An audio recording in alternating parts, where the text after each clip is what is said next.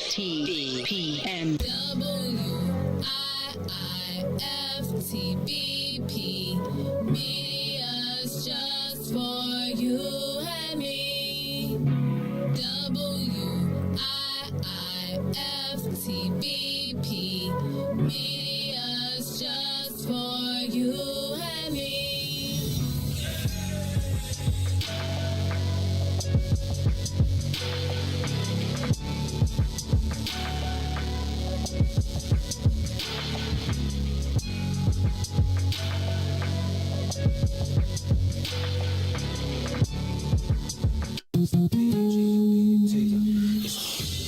Peace, everybody out there. What's going on? This is Eugene McIntosh, one half of the illest independent sports media outlet in the whole entire land, the Bigs. Check me and my player partner Terrence Tomlin, aka T-Tom the Great, out every Monday, Wednesday, and Friday from 1 to 3 p.m. on What's in It for the Black People Media Network.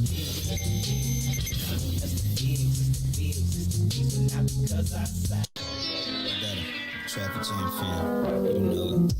I'm from the middle of the map. I get around, I've been there and back. Born in Gary, Indian, just to be exact.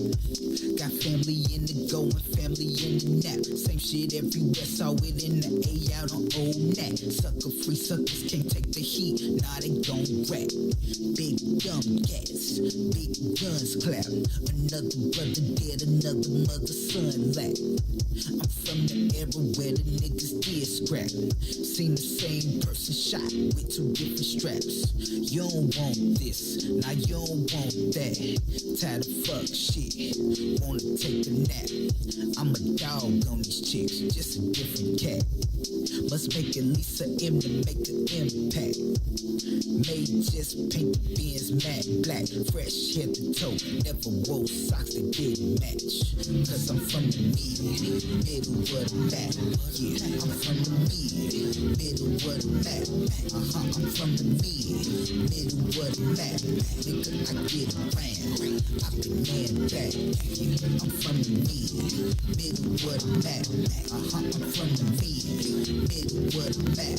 Yeah, I'm from the middle of the map. I get around, I've been there and back. Check, I'm from the middle of the map.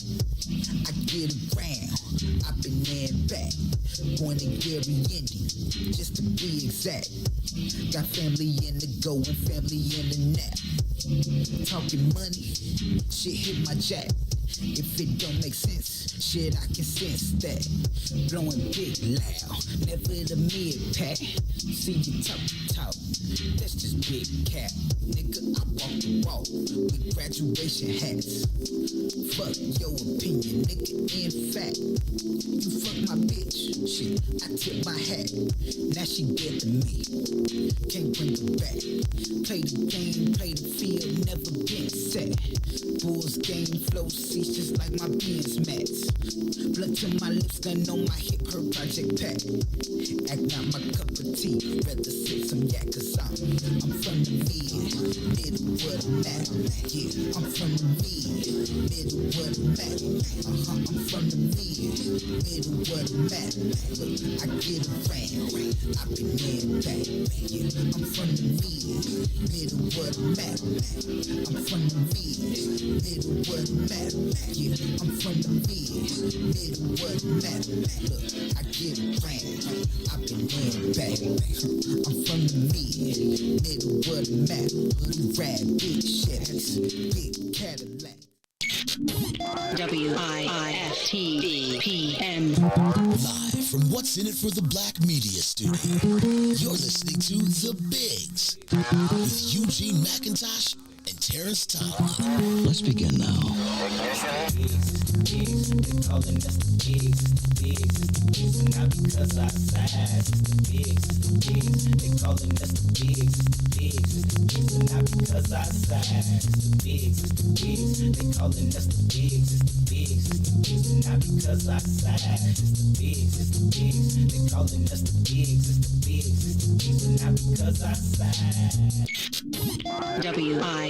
WIIFTBP.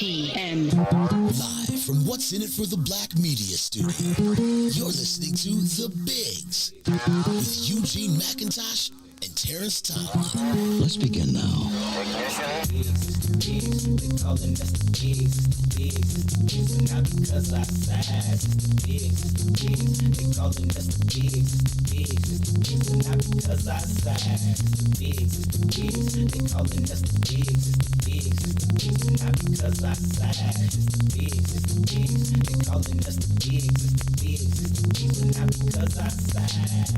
It's Monday after 11 o'clock, which means it's officially time to get your sports fix in from the illest independent sports media outlet in the whole entire land, Gino.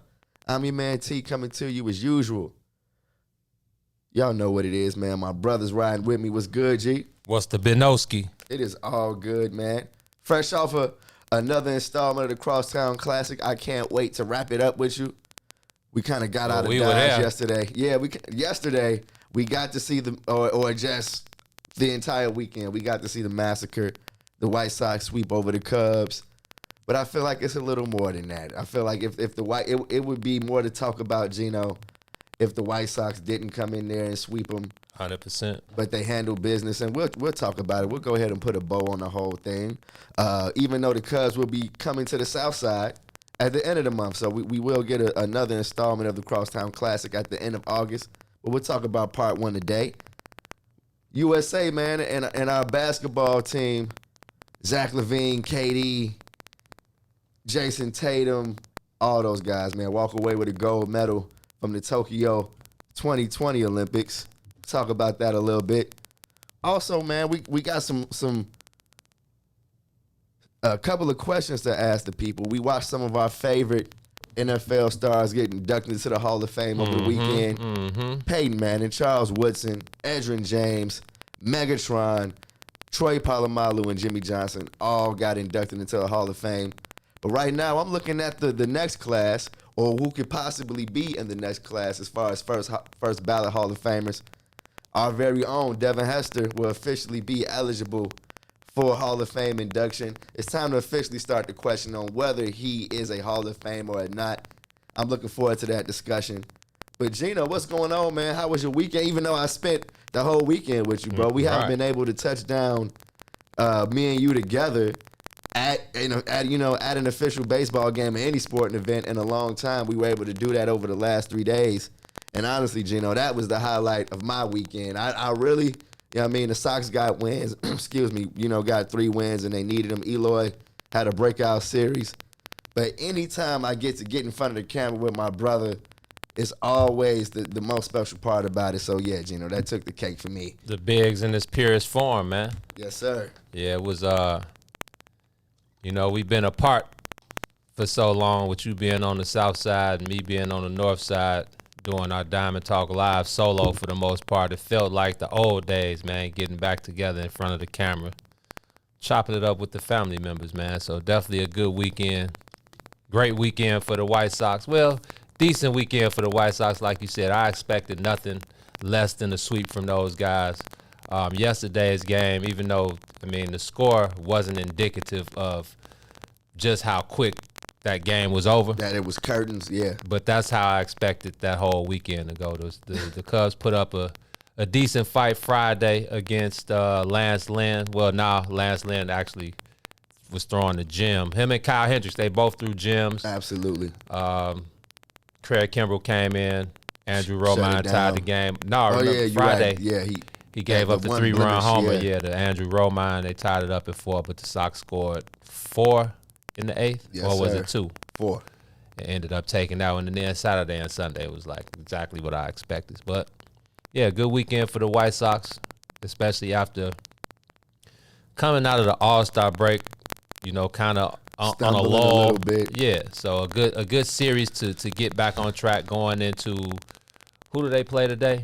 The Minnesota Twins. A little AL Central action. The biggest news of the day. Well, first of all, let's back up a little bit because you mentioned the fact that the White Sox have stumbled out of the gate of the second half of the season. And, it's just a fact. You look at, the series that they had. They came out versus the Astros, got mollywopped. Then the Brewers, then the A's, the Brewers, Kansas City. Everybody's had a decent chunk out of the White Sox since All-Star break. But here's the truth. Here's the actual factuals. Everybody knows, man, that at that point, the White Sox are running on fumes. At that point, that was the time where the White Sox were looking over their shoulders like, when is the cavalry coming? Because we need some Eloy in this mug. And then you get the injury to Yaz, and you're just on crutches. This is what you got out of that Cubs series was the culmination of Eloy having, Killer a game number of at-bats under his belt finally. He's starting to get more comfortable. He had a little setback as far as some tightness in his lower body, but that seems not to be an issue. We've seen him run very well. He did. In the series over the weekend. He looked good. And now you know what it's time for. It's part 2 of the reinforcements are on the way. Our boy Luis Robert is in action today. He's in the lineup versus the Minnesota Twins. What? He's with the team now. So honestly, Gino, I you know what I mean? The White Sox have really just honestly, bro, weathered the storm magnificently. I can't give them enough credit for not only like being in first place in the AL Central while the guys were out, but just completely dominating that division and basically locking up a playoff spot without two of the most dangerous bats that they have. So now with Luis coming back, you kind of get to use, Eloy's timeline of when you think he can start making an impact. And I think Eloy is about, what? And I would, DJ, if you can look this up for me, but I think he's around 30, 40 at bats in, somewhere around that. And you saw that yesterday. When it's clicking, you're talking about a guy that not only hits for power, that's just an amazing contact hitter. You got it all in that, in the series versus the Cubs. The doubles, the home runs. He's advancing on the base pass. It was just a beautiful series for our boy Eloy, a.k.a. Big Baby. My boy Sid hit me up with it and said, I saw you, he called Eloy must see. Sid is in the... He's usually on YouTube. 33 at bats. He's about 33 at bats. Shout out to DJ Reese the Ruler holding us down behind the board. Hey, DJ, how you doing, Joe? That's about the best. You already know the rest. Hey, your big Eloy number is 74, huh? Yes, sir. You already know. I mean, it's a reason why I see black people with that one on mostly. We could transfer the name since Big Folks is no longer on the north side, but I don't think. Well, I definitely think it fits, but I don't know. I don't know if he has. He's big, and 7'4", of course, fits the Folks moniker, but honestly, Gino, I don't know if he's, Big Folks in the clubhouse. That's definitely Tim Anderson, Hey, our brother on YouTube, Mockty, he said there's some static going on in the mics, my guys. Sounds good to me, I guess, but I don't, I'm on this side, so we I hate to hear that. But go ahead. Yeah, while we saw, try to see what's going on with that on the YouTube side, Gino, I totally feel like the White Sox are putting themselves in position.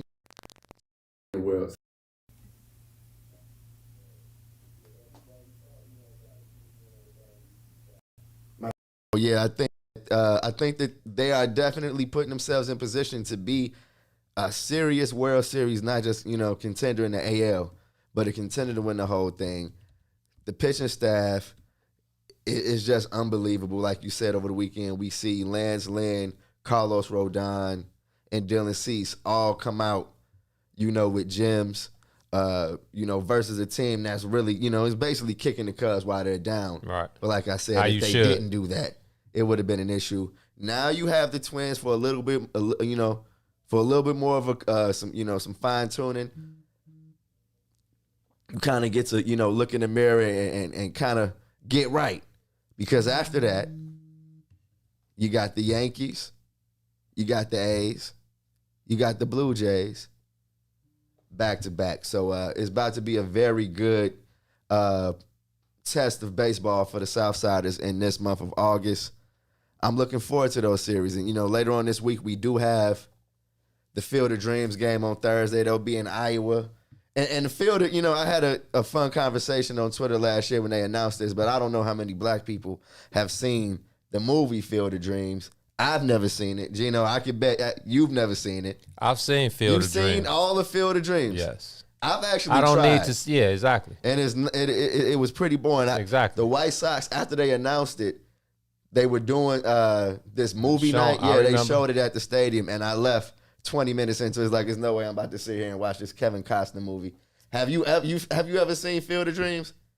Yeah, G. I don't know how many people on the Sox that are going to be playing in that game have actually watched it. I see my brother chime in and say it's a good watch. The funny thing about that is my brother watches everything. He ain't watching the Cubs right now. I know. He's on the Cubs strike, that's for sure. Big bro, come on, man. He's born in that era, though, where I feel like he's like all of the 80s and 90s culture just was dumped on his lap. And now, as a result, in 2021, he's like an encyclopedia of history when it comes to the 80s and 90s. He just can spit out anything. So I'm not surprised that you've seen Field of Dreams, bro. Big bro, you were at the 26th. You were front and center at the parade and at the party in Grant Park, big bro. I am highly disgusted at your antics right now, bro. You got to take the bitter with the sweet, man. This season is over. They waved the white flag. It was only right. Y'all saw it coming. If you didn't, then you either lying or you're lying to yourself. So let's just call this season a wrap. Chalk it up.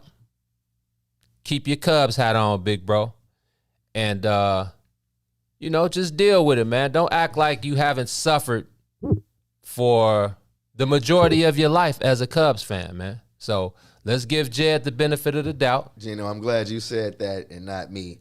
Because I feel like, and although I understand that kind of emotion when it comes to this team, because they really just ripped the heart out. You know what I mean?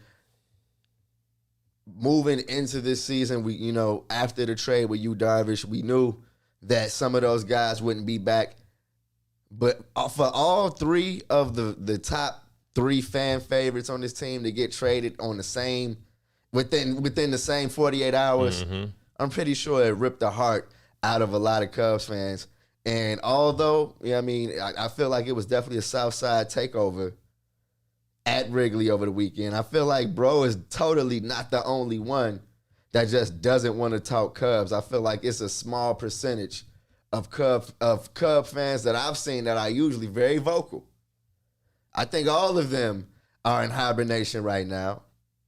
But like you said, I feel like Cubs fans over the last few years have been spoiled, and then on top of that, taken advantage of. That's my point. Like the Cubs front office is betting on them, sending them back into the lovable loser phase. So what I'm trying to where say do is where do we delegate the hate to then? You can't. It's got to be at management for letting it get to this point. That's what I'm saying. So now you don't watch the players because of the management. Yep. And that's honestly, I feel like I would rather Cubs fans do that than turn back into the lovable losers. No, we're not. I'm not going off the lovable. Then the way you voice your frustration is you go on strike. I'm not watching TV. I'm not going to the games. Well, that's how many fans. Well, that was the Cubs and White Sox. There were a lot of Sox fans in the building. We'll see who's in town now. Milwaukee, and there will be 35,000 fans in there regardless. If you don't, it's the same thing we said about the Bears. If the two Bears fans that say, man, screw this, screw the McCaskies, I ain't going, it's going to be the next two fans that cancel their season tickets. It's going to be the next two fans that can't wait to get them season tickets. I don't know, Gino. I feel like, again, like that's a mindset of the old days. I feel like the Cubs will see when the White Sox are not in town that I feel like a lot of Cubs fans are at the very least, Gene, done with this season. Oh, well, I just said we're done with this season. It's absolutely no reason to come to the game. I disagree with that. What's the reason to come to the game? To have a great time. Wrigley Field is the lovable losers. No, Wrigley Field is just like anything. It's a they call it a historic monument. And it is. So that you come to Wrigley but Field. You don't even have to go in Wrigley. No, you have to take it in because you can take a picture in front of the marquee. No, you got to go in the ballpark. Especially if you've never been in the ballpark. But see now, I feel like while Rizzo, KB, and Javi are on the team, the reason you come to see the Cubs is to get a win and sing "Go Cubs, Go." You come to Wrigley Field, number one, for the atmosphere. Number two, to sing the seventh inning stretch. Number three, to see the Cubs win, and number four, to sing "Go Cubs, fans, Go." Let me know. That Cubs fans. We're talking. I'm not talking about the Cubs fan who's been to Wrigley Field. But I want Cubs fans to let me know if that's why you were going to Wrigley Field over the last few years, because I feel like I don't know how many Cubs fans we got in this right here on the YouTube. How many Cubs fans traveled to Wrigley Field enough to, I feel like from 2000, from halfway through 2014 up until 2 weeks ago, you Cubs fans went to Cubs games because they had a very good chance of winning. You were going to see a winning Cubs baseball team. Right. Right now, that is completely over with. I honestly don't know why, unless it's to take in Wrigley Field. Right. Which I feel like the people that are coming to the games have been coming to the games over the last 5-6 years. Right. So they've taken in Wrigley Field. I mean, I don't know. I mean, unless you're playing the White Sox, you're not going to. You know what I mean? The Cubs are about to be doing a lot of losing. Those tickets are very expensive. I don't know if it's going to be 35,000. Oh, it's definitely going to be 35,000 in there. It ain't going to be 38 and 39 like it usually is, but 35 is not 29. And I know Milwaukee is still within the range where it's a lot of Milwaukee transplants. It's the I-90 series. That are waiting to see. So that'll be 30. First place team. Yeah, it'll be 39,000 in there tonight. See, now who else is on? Nah, they play a couple more Huff squads this year. So is this like the Bulls teams where I'm going to see Garnett, I'm going to see Iverson and Kobe? Who are you going to see? This is remember, we talk about how regional baseball is. It's Ian like Happ? Who? I'm just saying. I'm saying who, I thought you meant from the opposition. I'm definitely coming to see the other players. But that's what I'm saying. This is baseball. We don't really do that in baseball. There only a certain number of basketball. There's usually a player on each team that you like. Oh yeah, I'm going to see him. Baseball, it ain't that. If it ain't Mike Trout, if it ain't Ohtani, you don't think so? No. I know. See, Mars I know ain't you coming. See all of those Rizzo, KB, Javi jerseys.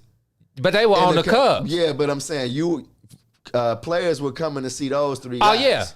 Oh yeah. Excuse me, fans were coming to see those three guys. What fans? Cubs fans. Now who do Cubs fans come to see?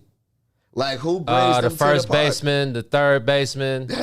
It's like whose names I don't know. Player X. Right. Player A. I mean, player number 32. Number 37. Yeah, exactly. You know what I mean? I just feel like we have to see what Cubs fans do this time as far as how they handle this downtime. I think they're going to give Jed Hoyer the benefit of the doubt. Like I said, you aim your blame at the head of the the whole, you got to chop the head off. And that's Tom Ricketson ownership. Jed Hoyer is next in line. He can only do so much.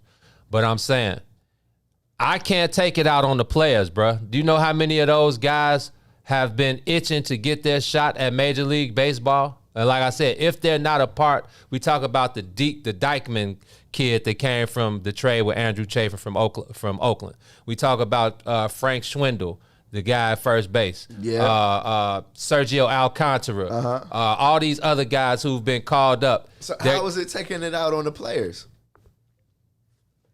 Because the fans. Because now you're booing. Because you're booing. Yeah. And that I feel like that is they're booing the front office. Yeah, I mean, like soon, once you get a whole season.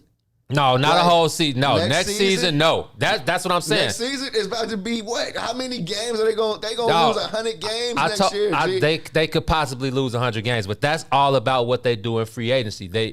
Number one. It's a shortstop market, free agent market this year. If you don't get your number one deal this summer is Carlos Correa and Trevor Story. You got to see what the price is on those guys. You got to get one of those guys. See now, but why do you have to get one of those guys when they're rebuilding right now? But that's what Jed told you. He's not rebuilding. See now, but that's BS. I don't believe it's BS because in Jed's definition of rebuilding versus retooling. Rebuilding means chopping this thing all the way down, giving up everything you've got, getting all prospects back. That's not what happened. So how is that not what happened? Because they got two players back from the White Sox at least who are going to be part of the next, hopefully, well, in their eyes, they're going to be part of. But those cats were at the very beginning. You know what I mean? Like, those cats are at least 3 or 4 seasons out. You know what I mean? Like Nick Madrigal and Cody Hoyer. 100%. 100%. Are 3 or 4 seasons out from what? From their prime, I feel. Well, Cody Hoyer is 26. Yeah, he's 20. He's at the beginning of 25. I thought 25. That's. And I see 30 is his 28. Him being at his best. That's not what Jed Hoyer said. He said he's looking. He said at the end next year, and definitely 23, Cody Hoyer is going to be the closer for the Cubs. Nick Madrigal, true. He's only had a certain amount of at-bats. He was hitting 300. It's a small sample size, so I can see that. My thing is... it was a small sample size. My thing is, Nick Madrigal and Nico Horner cannot be your starting middle infield for the next great Cubs team. That's my thing. Whether it's Ed Howard in the next few years, or whether it's grabbing one of these Trevor Stories or Carlos Correas or one of these bomb free agents in the summer. Obviously, you're going to need pitching. You look at Carlos Rodon, who's going to be a free agent. You got to start looking at, if you're talking about retooling and rebuilding, they can do it because now Tom Ricketts has been on record twice talking about that Jed Hoyer has infinite bread to spend this summer. So how does he have infinite bread to spend this summer? Because everything's off the pulling their pockets. Because they were off the. Now those guys are off the books now. You're not paying. And so 18, 10. What do the Cubs actually need in order for them to be? They need 2 starting pitchers. Just 2? No, not to start. Yeah, you need at least 2 starting pitchers. If you're talking about Kyle Hendricks, you talked about Adbert. I mean, he's been okay. He's actually been C-. The but I'm looking at the D. exactly. But I'm looking at the uptick. I'm looking at his ceiling. He could be a back end rotation guy. So if you're looking at Kyle Hendricks being part of that next group, and he's 30. So if you're talking about the next 3 to 4 years, Kyle Hendricks, you get 2 more starters. You add Adbert to the back. Hopefully Braylon Marquez, who's the top him and Brendan Davis are the top prospects down there. Hopefully Braylon Marquez, you don't want to speed him up. They're going to be starting Justin Steele tonight or tomorrow, I'm not sure. So if you get 2 starting pitchers, you've got your starting pitching rotation in order. If you get 2 top-notch free agents. And I feel like, Gene, since 2016, the White Sox fan in me has been trying to tell Cubs fans that I know what it looks like after a World Series. Right. You know what I mean? And this sounds like what you're talking about sounds like the Jake Peavy era of the White Sox. All we need is starting pitcher. We need a couple of bats. We could have just kept Javi. Yeah, but I'm just saying I've seen teams kind of lay out their future like that, and it turned into 10 years of rebuilding. You know what I mean? I know Jed can't afford to come out and say that this is a full rebuild. There you go. But at this point, it's no way I believe that it's not a full rebuild. I think about 90% of the players that don't we could just name Wilson won't be here the next time the Cubs are good. Well, then if that was the case, he could have let Willie go this year. You only got 1 year of control left. 100% should have did it. It's going to be, I know it's a few years of Kyle Hendrick they have under control, right? Yeah, Kyle signed like a 7-year deal, so he got 5 years left. I just feel like, and then in terms of how teams build and how fast they build, I don't know if you can do it in one season because the Dodgers are still so attractive, because the Padres are still so attractive. You know what I mean? And have been spending infinite money. Like, I know that they say the Cubs have infinite money. Right. But for that to matter now, you should have been adding players. Over the last 2 seasons. You were hoping that you could sustain with the 3 of the best players in baseball, but when you couldn't find middle ground, Chris Bryant and now the Mets are even kind of a more attractive. You know what I mean? Here's the Bigs exclusive. Drop it, Gene. Chris Bryant says he hadn't heard anything from the Cubs since 2017. Just let that marinate for a second. And you know how much we saw. Once I saw Scott Boras in the clubhouse more than once, I said, yeah, it's some funny business going on around here. Scott Boras like, hey, look, man, either come on with it, cut us in or cut us out. And Gene, that's scary, G, because it's like, you mean to tell me you haven't had contract talks with Chris Bryant since 2017? Yeah, because his performance hasn't been NL MVP worthy as it was in 2016. Yeah. Even though the man brought you a ring. Hey, man, what have you done? In my Janet Jackson voice, man, what have you done for me lately? We're not talking about an old player like Albert. You know what I mean? Remember when Albert Pujols was trying to get his last contract, and it was like, by the end of this contract, you're going to be, you know what I mean, 40. That wasn't the case Fernando with Chris Bryant. Tatis, he'll be 36 at the end of his 14 year. Yeah, G, this Chris Bryant had, you know what I mean, still has his baseball life in front of him. Like, and as we've seen this year, like, and I feel like what we knew is that it would come back. He would come back to earth. But when you tell me that the Cubs hadn't talked to him since 2017, how do you think Chris Bryant was dealing at? How could you not feel like that affected his performance? And the fact that, they manipulated his service time from the jump. Completely. So had their hands on the wheel. Chris Bryant was out of here, man. If you being around that club, and the worst part about it for me, T, is being a Cubs fan all my life and witnessing, a couple years where there was light at the end of the tunnel. You talk about that 84 team with Rick Sutcliffe was the Cy Young. You talk about the 89 team with the Hawk and DeSarge and all of those guys. You talk about the 04 team with Mark Pryor and Kerry Wood and them guys. And even a little bit later, I think it might have been 08 when they had a nice little run. Not run, but, nice season, made the playoffs. But ever since then, it was all downhill. So the fact that we came on the year that they reached the mountaintop, and it's been basically pretty good baseball. True enough, they underperformed with 3 trips to the NL, and that's crazy. 3 trips to the NLCS, a World Series championship, a wild card in 5 years. That's underperforming. That's okay if you don't have the young budding stars that the Cubs had. And of course, I know when you're at the top of the mountaintop, the expectations change. Right. The Dodgers had those same expectations. The Padres are moving towards those expectations. The White Sox are moving towards those expectations. Right.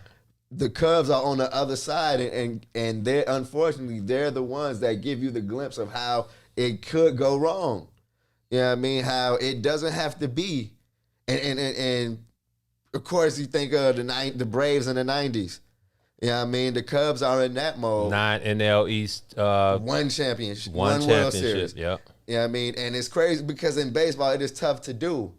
But I feel like in this era of baseball, if you're not willing to spend to stay at the top of the mountain. You have to spend. You're moving down. And that's why I think now, number one, why Theo got out of the jam early, because it's like, I'm not going. I told y'all what I was going to do. I had a 5-year plan. We worked it in 4. I have a 10-year. I got 10 years max anywhere I go. This is year 9. Tom, take this $10 million. Year 9. And I'm out. Jed, you be responsible for blowing this thing up. I feel like that's number one, 100%. I'm out because I built the championship. I'm not about to be the one known for tearing it down. Right. Like, no. So now, me personally, getting to know Jed a little bit, knowing his character, knowing his person, I feel like it's funny because we was stalking Jed out yesterday. Gordo was like, man, I text this guy, and he said he would be here. I'm like, Gordo, Jed is ducking us right now. He's definitely standing you up right now. But I feel like, having a decent relationship with Jed Hoyer, I feel like he would come out and say he's failed the fan base. He's not going to put his boss on blast. He's not going to put the Ricketts on blast, but everybody knows what's going on in the front office. So what I'm saying is, I'm going to give Jed Hoyer the benefit of the doubt because he had to play the cards he was dealt. Now that you've rid yourself of the dead weight. Go ahead. No, I'm just saying, now you have not a clean slate. I'm not going to say we're going to wipe his nose clean and he's got a clean slate, but now you got to act on your words, bruh. You said it's not a full rebuild. I understand. I know baseball. You got major league ready players back in return, so it's not a full out rebuild. But now you got to spend the money, bruh. See, and Wrigley Field is always going to be a place where players want to come and play. I don't know about that. Really? Jay. No. You think, like you said, you think the Mets? Other places to play.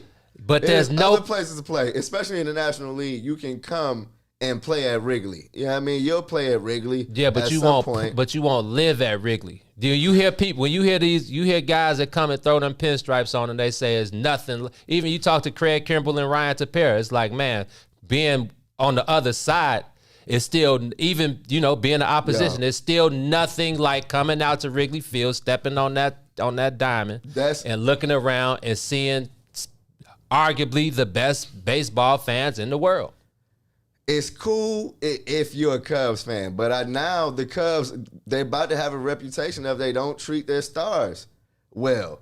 Like, I don't care what Chris Bryant didn't do in 2017. It's just 1 year removed from winning the World Series. You know what I mean? 17, 18, 19. He didn't talk and it was no contact between then. And then on top of that, why did they not get? And I'm about to answer to my own question, but the question is, why did the Cubs get what they got for Rizzo, Chris Bryant, and Javi? Say that again. Why was the return what it was for those three guys? Why didn't they get top prospects and maybe they had to settle for the players they got? Is because they overplayed their hand. Like, if they were going to trade Anthony Rizzo, Chris Bryant, and Javier Baez, they waited too long to do it. But I don't think that was the plan. Wasn't to trade them. Well, if that wasn't the plan, then I need to know more about how they approached giving these cats extensions. Because if that wasn't the plan and you're offering these huff deals, then that is the plan, even if you're not acting like it. Right. You know what I mean? And they didn't get top prospects because they overplayed their hand, and now they had to settle for guys when the rest of the league knew that, what are you going to do? You going to hold them and let them go for nothing? We'll give you Nick Madrigal. But Nick Madrigal wasn't a good return for Craig Kimbrell. You talking about how old is Nick Madrigal? 23 at most, 24. As a cat that's seen all of Nick Madrigal, the ship that they wanted him to be on, which was a top all-star caliber player, had sailed. Yeah, I don't see all-star in Nick Madrigal. I see the type of player Jed Hoyer is looking for, a contact guy who can put the ball in play and move the baseball, which is what the Cubs haven't done since 2016. He'll do that. Yeah, I mean, he'll do that, but he'll also have a few blunders on the base pass. No doubt. He's not going to be the plus defender that the Cubs are used to having in that infield. You know what I mean? I just feel like for Kimbrell, the White Sox kind of made off, and I know I like Cody here, but White Sox kind of made out like bandits. I disagree with that. If you gave me two prospects, and let's just call Nick Madrigal still not a prospect, obviously, because he's a major league player, but if a work in progress. If I'm the Cubs and I'm trading the best reliever in baseball, you can have him because you can have him. There's no way I don't get one of the best prospects on the White Sox. Nick Madrigal wasn't that anymore. Andrew Vaughn was there. Gavin Sheets was there. I'm not giving those guys up. Then Jake Burger, I don't know too much. I don't know too much about Jake Burger. No, but you got to think. Then you trade for Cesar Hernandez, and then he not only brings you decent contact, but he brings you power that Nick Madrigal didn't have. Right. And then also is a better defender. Yeah, you know I mean? So it's like that. If it was any player the White Sox were willing to walk away from, and then not to mention, he has a serious injury right now. You know what I mean? He's out for the hamstring? Season. Yeah, he pulled it, but he'll be fine.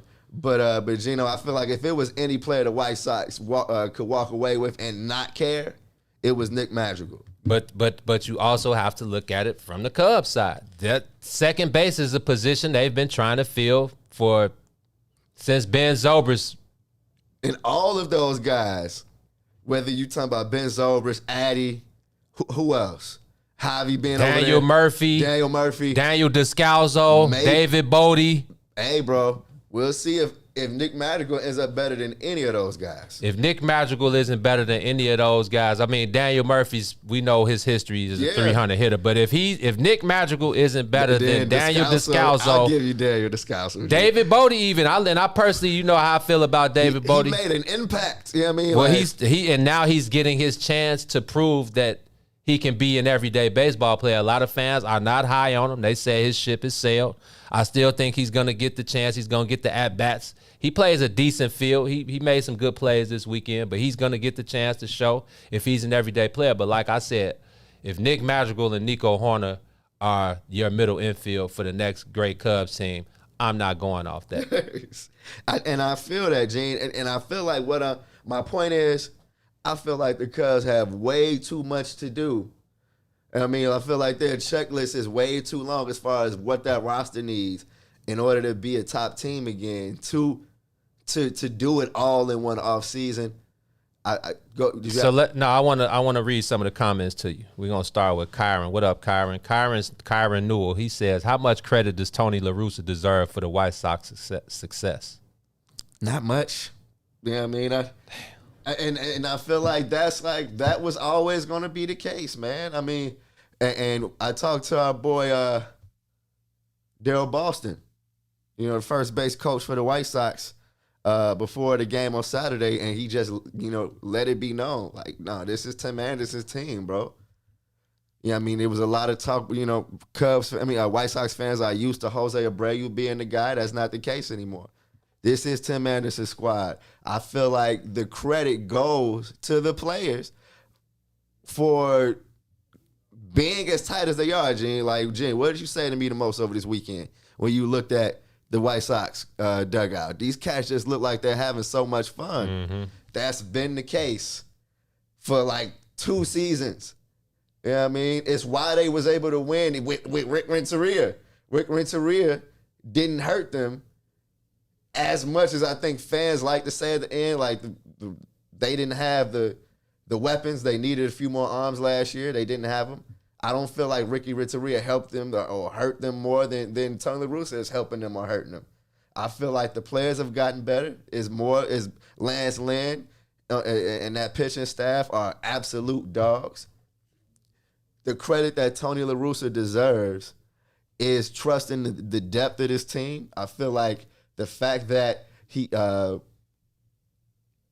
he's giving guys every single chance. You know what I mean? He's done what a good manager does. He's trusted his players.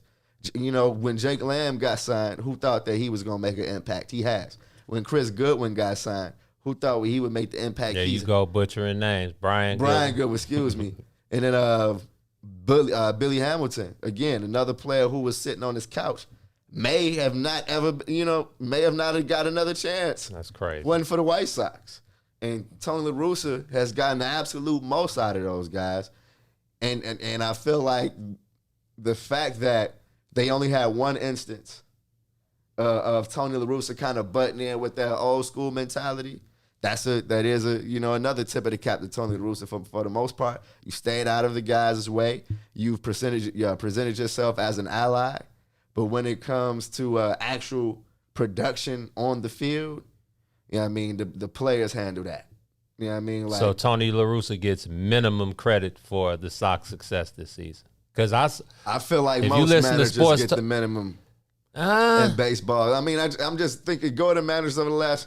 Yeah, I mean, our boy from San Francisco got all the. Yeah, but what about Ned Yost in Kansas City? Well, they won one ship, and they haven't been relevant since. But Ned Yost he got decent credit for what.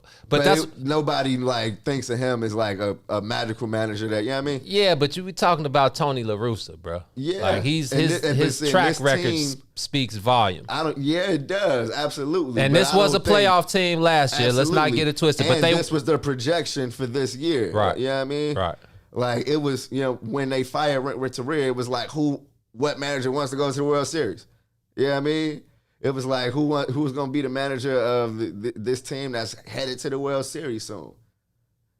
So minimum love for Tony La Russa. I won't say the bare minimum. Not bare minimum. No, I would say, I would say minimum. I feel like the way the players have, in my saying, has been pour out a little liquor. You know what I mean? For the injuries and kept it going. That was a trait that they had before Tony La Russa came. Okay. Because I don't want to. I feel like it's more important to not take away from the players, bro. No, at the end of the day, the players play the game. Yeah, 100%. So, and then on top of that, I think who the players, and who else deserves more credit than Tony La Russa? Rick Hahn. Rick Hahn. He hired Tony La Russa. Well, at gunpoint, right? But he's like, what hasn't Rick Hahn given this team? He's given this team everything they need to succeed within the realm of Jerry Reinsdorf's expectations. Like at the trade deadline, we said he went and got an infielder and 2 arms. We'll see if that was enough, but you can't say that he didn't do all he can possibly do. Cesar Hernandez has been a great addition to this team when you needed to find a way to not start Larry Garcia and Danny Mendick every day. You couldn't go into the playoffs like that. The health, the doctors, that have kept Eloy and Luis in one piece and have Yasmani coming back to this team may deserve more credit than Tony. Hey, man, Yasmani was acting like a prick this weekend, man. The shorties was just trying to holler at him, man. It was some shorties? Yeah, man. He gave him like a bogus look. They was like, Yasmani. And he kind of looked and was like, and I like, I know you out there working, getting your physical therapy on and trying to get yourself back in the lineup. But the difference when you saw the shorty scream at Eloy, and he like ran over there and signed the ball and took pictures and just hung out for a minute. It's like, bro, don't forget where you came from. This is about having fun, bro. Period. And that's why you a crank hitting 170 something. Exactly. And honestly, for fans to notice you, why he didn't have a jersey on. Exactly. Like, and you're on the injured list. For them to notice you, bro, you gotta at least acknowledge them in a positive manner. You can't do that to shorties, bro. Yeah, I wasn't feeling that.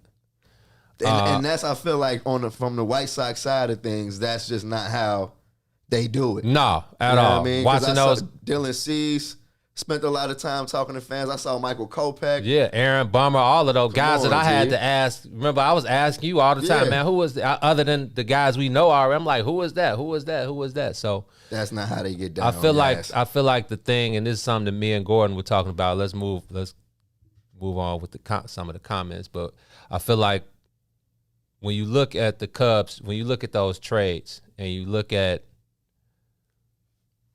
the trade for Aroldis Chapman and Gleyber Torres, you live with that. You got exactly what you wanted in the Aroldis Chapman trade with Gleyber Torres. Aroldis Chapman anchored the World Series run. Cool. The next season, when you talk about Dylan Cease and Eloy Jimenez for Jose Quintana, which at that specific time, the projection was on point because Jose Quintana had been a guy, and you know this, Jose Quintana was a guy who had been an all-star. He works hard. He's a great teammate. And his projection was on the incline. The word on him was that all he didn't get was run support. I mean, he while he was on the White Sox, every White Sox fan knows that he pitched well enough to win 95% of the time, but the offense never had his back. So when the Cubs made that trade, it was like, oh, he's that's not about to be a problem. Exactly. And it for the most part, it wasn't. There were a few games where, the offense, and it's baseball, the offense is gonna come up short sometimes when the pitching is holding it down. But Q, he was okay. He was average. He was average. There were some games he was lights out. There were some games it was like, really? Mm-hmm. So it didn't pan out. And sometimes you got to live with it, man. You got to live with it. But when I look at Eloy, like yesterday, I'm on the field watching BP up close, and I'm just watching these guys hit these balls off the scoreboard, just barely even swinging the bat. And then Eloy, the character is like, it's not forced. Nah, bro. He's happy. He actually is in the moment. Like Eloy reminds me of a player that is just happy to be there. And normally they not really that good. It just so happens that this man is a monster. But like we was walking out of Wrigley yesterday, we say it never gets old. It's the same for him. Oh yeah. It's like, bruh, I'm at the show. Right. I'm at the big league every day. And Gordon told me a funny story, man. We gonna move on. But Gordon said when he caught Eloy in his first camp with the Cubs, he was like, man, I caught him in rotation. And I just pulled him to the side, talking to him for a second. And he was like, well, man, what are your expectations, for this season? And he said Eloy told him to make the team. And Gordon was like, I had to make sure that he understood, what I was saying. Uh-huh. And he was like, he kind of ran the question back, in the only other way possible he could. And he was like, no, Eloy was like, no, I understand what you're saying. He was like, and I feel you. He was like, and I'm definitely happy to be here. He was like, but I'm making the team. And Gordo was like, in his head, he's like, man, does this guy realize, like the MLB protocol? Yeah, it's like, that's not really how it works. But he was like, that's who Eloy is. He's like, nothing's going to stop this dude from achieving what he's here to do. Yes, bro. And watching that yesterday, just being up close to him, like I said, I was trying to talk to Billy Hamilton. He was out there doing his physical therapy. So Eloy came to him. So I'm like, all right, well, wow, Billy is out there. Eloy came first, but then he was talking to somebody. So I'm like, all right, I'm going to let him get done talking, see if Billy Hamilton. So I was watching Billy Hamilton. He was doing his physical therapy. I'm like, all right, let me try to see Eloy. Turn around, Eloy's gone. Turn back, Billy Hamilton's gone. And I'm like, well, I was trying to talk to one of these guys, but it was just the fact that he did the BP, went over there and signed the autographs, took pictures with the kids, talked to these random people. I guess there were a couple Cubs people who were around when he was here. Oh, yeah. So I heard him in the background, man, how you been? Man, good to see you again.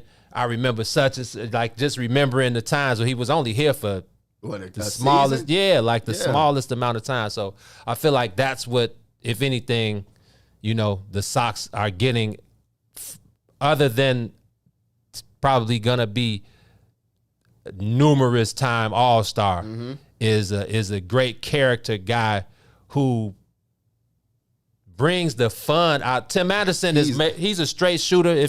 To me, he's the I feel like the muscle locked in. Like, nah, it's time to go. Time to lock. Go, boys. Let's go. But I feel like Eloy, Billy Hamilton, and those guys bring the fun out of Tim Anderson. You need that. Yeah, you need that because Tim, I feel like, is a fun cat to be around anyway.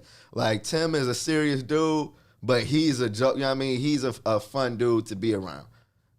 What Eloy brings is that one in a million. Even if we just got our butts kicked, you probably could count on Eloy kind of making you feel better. And it doesn't make you feel like he's not like locked in. I feel like that's very, very special. Almost kind of like a AJ Przinsky kind of cat. You know what I mean? And not the cat that frustrates you on, as far as the opponent's view of it. But in that clubhouse, a guy that you can always count on to lighten the mood. Right. That's Eloy for you. And I feel like the fact that he's back producing, it's only going to strengthen, his impact inside that clubhouse, Gino. I feel like to bring it back to, the Madrigal angle, Gino, I think, when you bring up Jose Quintana, he may be more of Jose Quintana than you know what I mean?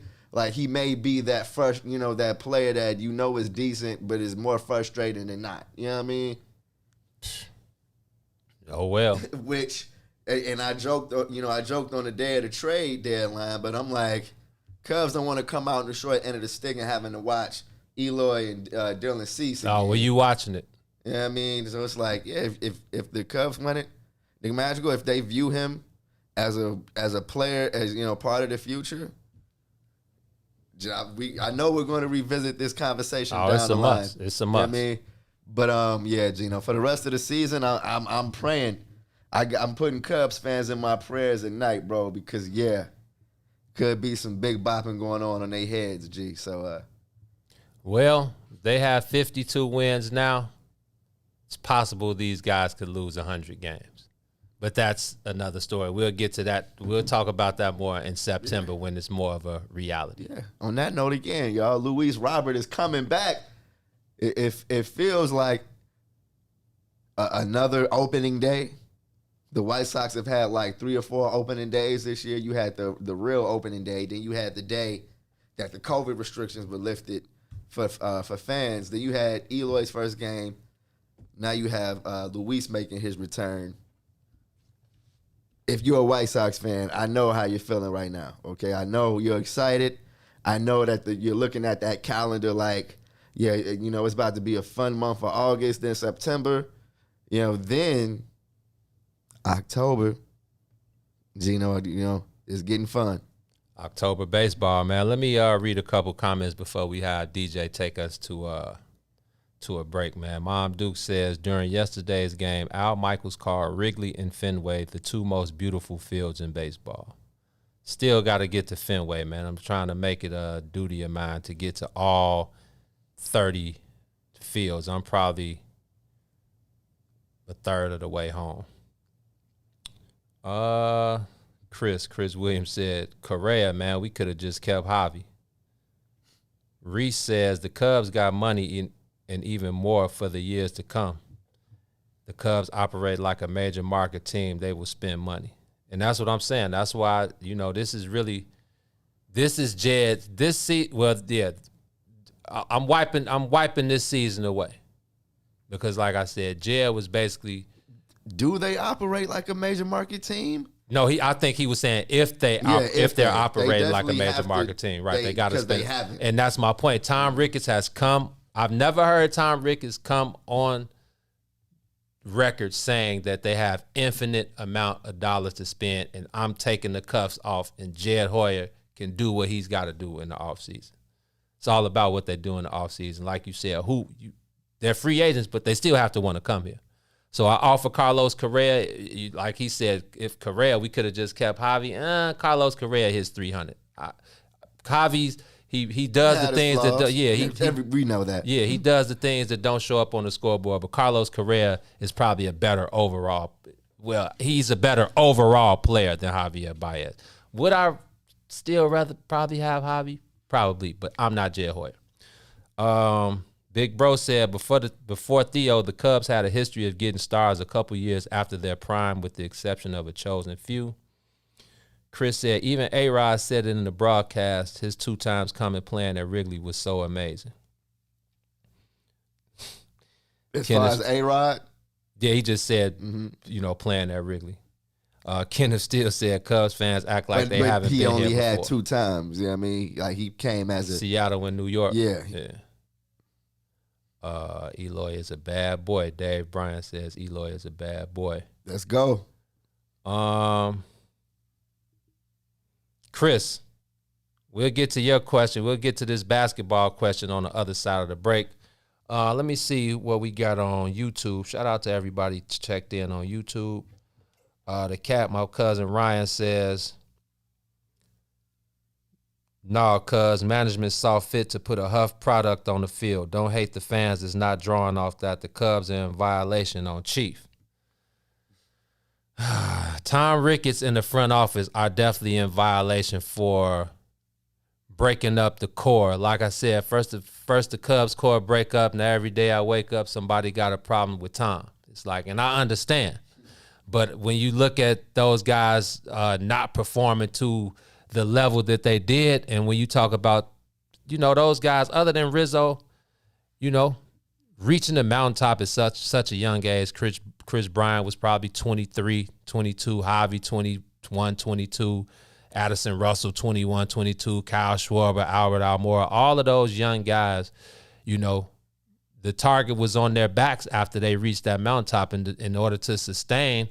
Like T said, the front office has to put that money where their mouth is and bring in players to, keep that train moving. And I guess they felt like the core of Schwarber, Baez, Bryant, Rizzo, throw J. Hay in there, Willie.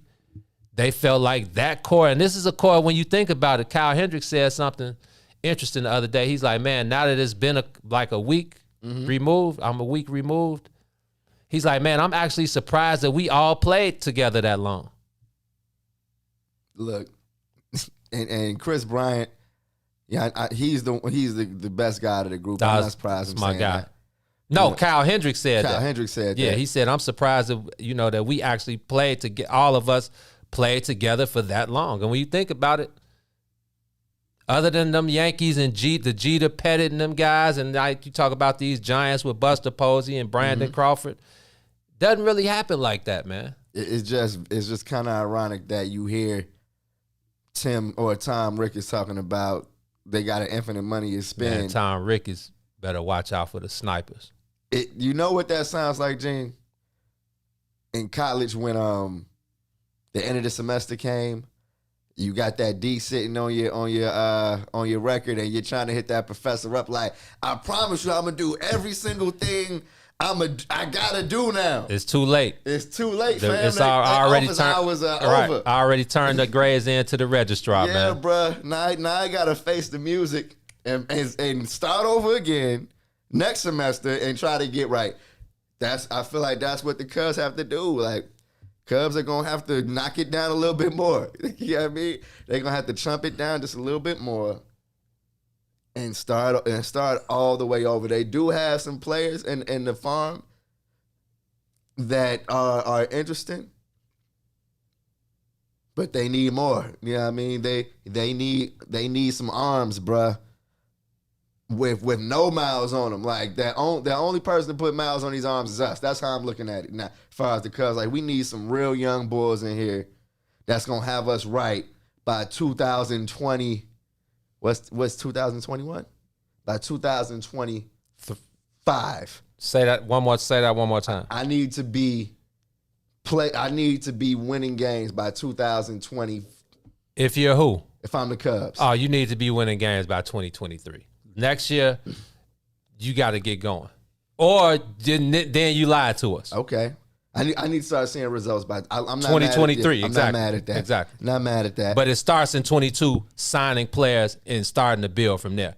Last one before we go to break. The cat Ryan says who will be available via free agency. Like I said, it's going to be a strong shortstop class. Like I said, Carlos Correa, Trevor Story, Marcus Semien. I'm trying to think who. Corey Seager, Brandon Crawford. One of those cats are going to play second base. Carlos Correa. That's what I'm saying. This is a strong shortstop class. But then you think about pitching. Zach Greinke. Trevor Bauer may not pitch another game in the MLB. You know what they say? He's done. Justin Verlander, Nolan Arenado, Clayton Kershaw, Max Scherzer, Johnny Cueto, Marcus Stroman, buddy from the Giants, Kevin Gausman. I like Marcus Stroman. You know what I mean? And he's the do-rag homie. Yeah, you bring him over to the South Side, he'll be perfect. Hey. Because I think the White Sox almost traded for him a couple seasons ago, if I'm not correct. But what about our boy Juan Soto? I think he's still on a rookie deal. But he's not happy in Washington. Well, would you be if they did more damage than the Cubs? They traded away everybody. Did you see that? You know, he did an interview with the newspaper out there. He's like, gee, I'm not happy here. So okay, Juan. Yeah, you got home. We got a place for you in Chicago, south or north, man. Come on home, bro. I like that. Yeah. So yeah, man, lots of free agency acquisitions to be had this offseason. So the Sox, depending on what they do this postseason, the Cubs got a lot of work to do this offseason. So we will keep you guys abreast of the happenings via the baseball world. Like T said, the Sox are in Minnesota to take on the Twins before the Field of Dreams series versus the Yankees. The Cubs have a 4-game set with the NL Central leading Milwaukee Brewers starting tonight. I don't know who's pitching. I don't know who's in the lineup. It really doesn't matter, but I will be there in the building for all of the Northside fans. So DJ is going to take us to break. When we come back on the other side, man, we're going to talk a little bit of the Olympics. The final ceremony was last night. The USA came away winners again. And we have a question for all of the Pro Football Hall of Fame lovers out there. So, DJ, take us to break. You're on the soil with the Bigs. bigs, it's the bigs, it's the bigs, but not because our size. It's the bigs, it's the bigs. They calling us the bigs, it's the bigs, it's the bigs, but not WIIFTBP.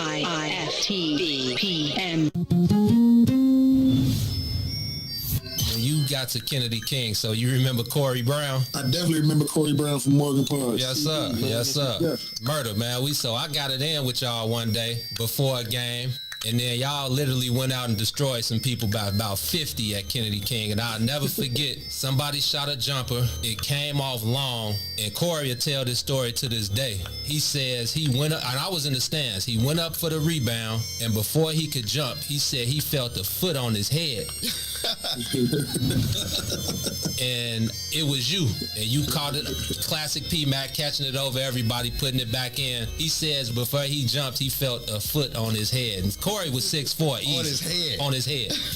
Yeah, Corey was 6'4", man. I used to I don't know, I had a knack, man. I was always uber athletic. Like I was taught earlier, if somebody shoot, you got to come from the opposite side. I had a guy in my neighborhood named Wayne Irvin, a legendary dude to us in our neighborhood. Played at Chicago State, played at Wyoming. Okay. Played against Patrick Ewing. He passed away a couple years ago, but went to CVS. He was a decorated player. A lot of people knew him. And he taught me early, like, you attack offensive rebounds from the opposite side. So if somebody shoot from the left wing, you crash from the right. If somebody shoot from the top of the key, you can crash because it can go either way and you can get it. I was so big and athletic. I used to get a lot of tip dunks. Like, for some reason, people never boxed me out. And once I got a running start, if it came off anywhere over the rim and bounced up, you was dead.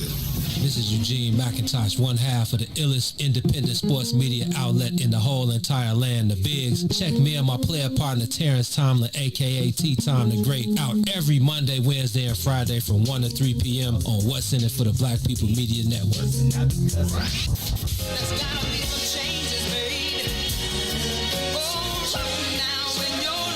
I don't know what the fuck be making niggas think they can fuck with me. Stay with a small circle to ensure I stay sucker free. Peace to the niggas rockin', those that truly got love for me. To the women that be lustin' me, they dreamin' of fucking me. Lick your fingertips and rub your clit to this and let my voice bring you the climax. My raps is more real than any 3D or IMAX. Listen and digest this fly shit like Venus flytraps. Side-eye niggas that speak on my city, you Chirac. Niggas love glorifying stupid shit, the useless shit in front of cameras, goofy capping, act as if you used to shit. With Max producing shit, how could I fall short? I hit the booth and get the kicking shit of all sorts. Listen, I'm just a product of the inner city. I remember plenty nights there wasn't any lights and with no dinner in me. I was in tune with the harsh realities of life at an early age. Was used to struggle at an early stage. That made me appreciate the small shit. So now I kick that off the wall shit that leave these rapping niggas all sick.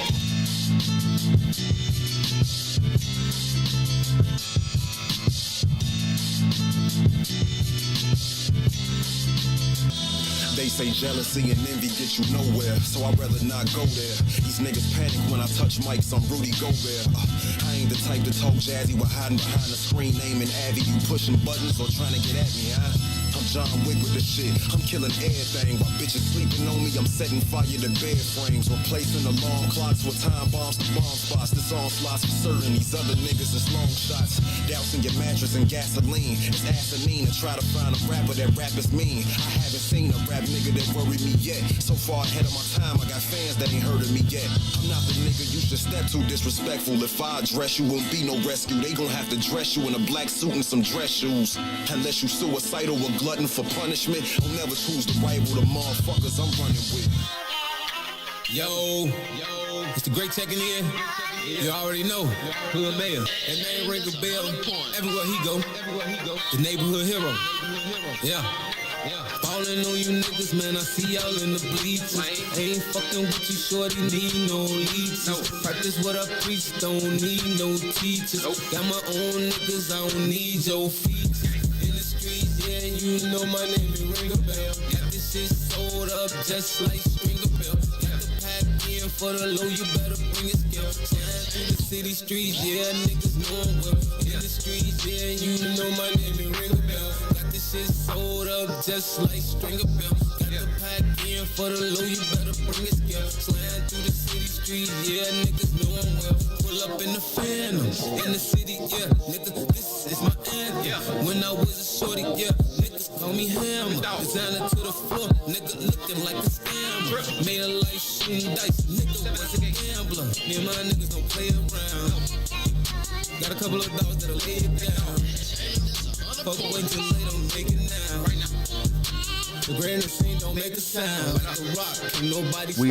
We are on the soil, kicking it with the bigs, man. The illest sports independent outlet in the land, giving you your sports fix for this Monday afternoon. That was a very fun conversation, wrapping up part one of the Crosstown Classic. They still going in, man. Brian Hudson said the Cubs have proven that they are a typical Chicago-owned team.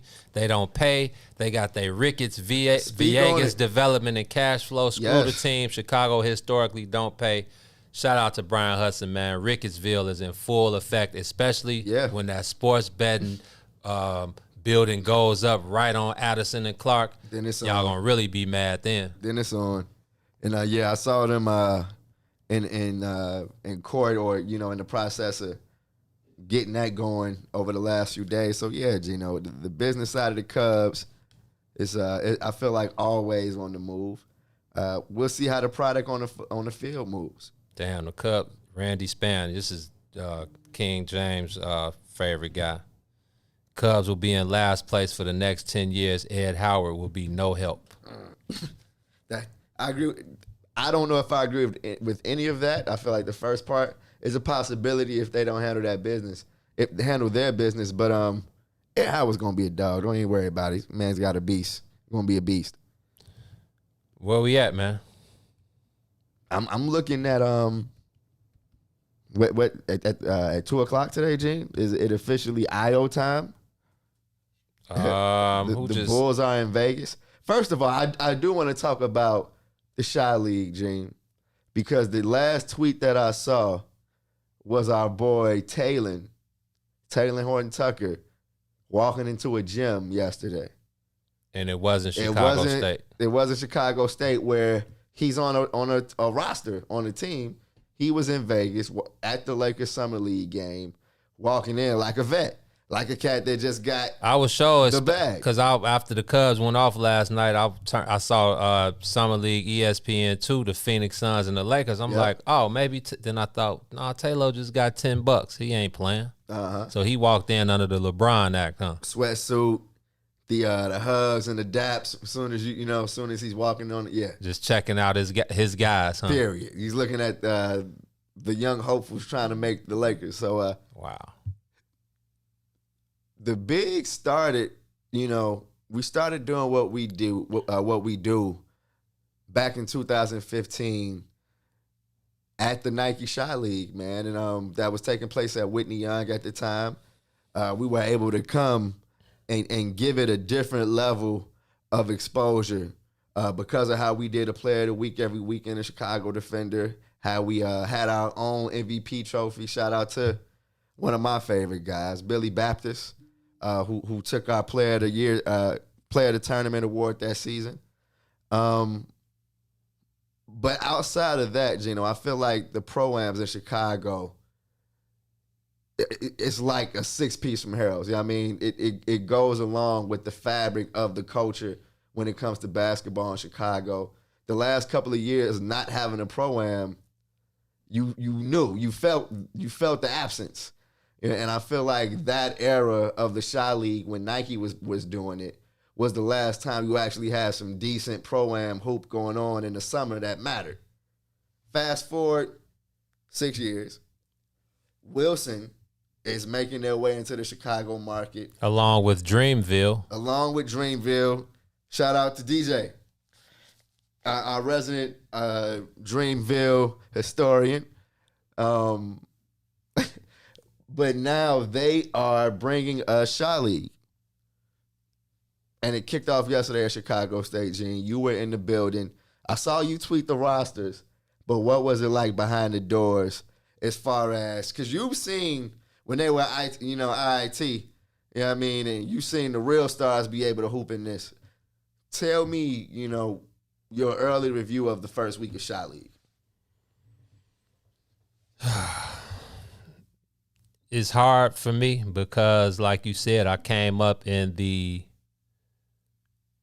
pro-am era of it starting when I was a shorty at Chicago State, back when Tim Hardaway and Mark Aguirre and Michael Jordan and all of those guys were playing. And you're talking about Michael Jordan, Mark Aguirre. You're talking about the number 1 pick in the draft. You're talking about the number 3 pick in the draft. You're talking about Hall of Fame players. Then fast forward to IIT, and you're talking about all of the Chicago hood legends, from Ced Banks to David Bailey to Martell Bailey to Paul McPherson to Will Bynum to Michael Herman. Just the names, you know what I mean? Twan, Michael Finley, About to say. Tim Hardaway, Kendall Gill, Randy Brown, Allen Iverson, Stephon Marbury, Iverson. AI, Steph, Garnett, numerous Jamal Crawford. I'm talking about numerous pros coming through IIT every week. It was the place to be. It was no other place in Chicago to be on a Friday, Saturday, or Sunday in Chicago summer than the IIT Pro-Am. I'm talking about line around the block. You knew when you saw them cars pulling up what was going on. But like I said, NBA, at least 5, 6, 7 top-notch NBA players. They were always going to be regulation NBA guy. And the regulation, it sounds weird to say a regulation NBA guy because the NBA guy, period, is wicked. Yeah, way above They're stepping in regulation. any gym, giving anybody 60. Facts. So, but when, like, again, the main attractions were always Ced Banks, Lil Dave Bailey, Michael Herman, and Paul McPherson. Now, obviously, people were coming to see the pros, but those, and I could talk about this all day long, but I'm just saying, I'm from those days. I'm from the days where it didn't matter about your cash flow and how many millions you made. It was about, so when you step foot on this floor, it ain't sweet. Fan from the hood that ain't never seen an NBA court can give an NBA player a 40-pack with no problem. So, you know, just seeing how the Pro-Am has regressed over the years. Even the Shy League. I mean, the Shy League was good. It was good competition. But you could see the decline in the quality of play. Now, it has given shine and light to the guys who are not NBA players. A lot of guys who play overseas basketball for a living, that a lot of people, if you're not privy to the Chicago hoop world and knowing these guys from elementary school through high school and college and all the way to the pros or wherever they play overseas, then you wouldn't know a lot of these guys. But, you know, seeing these same guys, when you talk about guys like Jake Anderson, and I mean, Steph don't play no more, Stephon Hanna, but, you know, just a lot of guys, I can't name them off top, Mike McCall and Phil Green and just a bunch of guys who've been the Pro-Am mainstays over the years. It just lacks it's lacking pros. It's a Pro-Am, which means professional and amateur. And it's lacking NBA players, especially the ones from Chicago. And I mean, I would really like to know from those guys specifically why they don't come back and play. Like, I feel like there's no excuse. I don't care how much money you make. But even yesterday when I looked at some of those rosters and I'm like, oh, well, this guy ain't going to be here. Well, this guy ain't going to be here.